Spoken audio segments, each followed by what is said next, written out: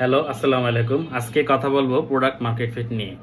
আমরা জানি যে এখন এআই এর যুগে এসে সহজেই একদিনের মধ্যে কার্সর, লাভেবল অথবা ক্লড কোড দিয়ে একটা ফুল ফাংশনাল ওয়েবসাইট অথবা অ্যাপ বানিয়ে ফেলা যায়। কিন্তু প্রোডাক্ট বানানোর চেয়ে বড় চ্যালেঞ্জের বিষয়টা হলো যে সেই প্রোডাক্টটা আসলে মার্কেটে চলবে কি না। তো মার্কেটে এই আমাদের বানানো ওয়েবসাইটটা চলবে কি না এটার জন্য তো অবশ্যই রিসার্চ করতে হবে। কিন্তু প্রোডাক্টটা মার্কেট ফিট কি না, মানে আমরা যেটাকে বলি যে প্রোডাক্ট মার্কেট ফিট। তো এটা জানার জন্য মানে ২ টা ইন্ডিকেটর আছে। একটা হলো রিটেনশন, আরেকটি হলো যে আপনার অর্গানিক রেফারেল। এখন আপনি যদি দেখেন যে আপনার বানানো প্রোডাক্ট মানুষ মানে ইউজ করতেছে এবং বারে, বারে ফিরে আসতেছে এবং অনেকে আপনার এই বানানো প্রোডাক্টটি নিয়ে কথা বলছে বা প্রশংসা করছে, তখনই আপনি বুঝতে পারবেন যে আপনি প্রোডাক্ট মার্কেট ফিট পেয়েছেন।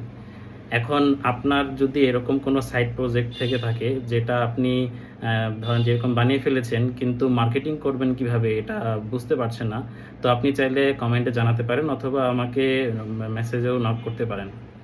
তো দেখা হবে পরবর্তী ভিডিওতে। ততক্ষণ পর্যন্ত আল্লাহ হাফেজ।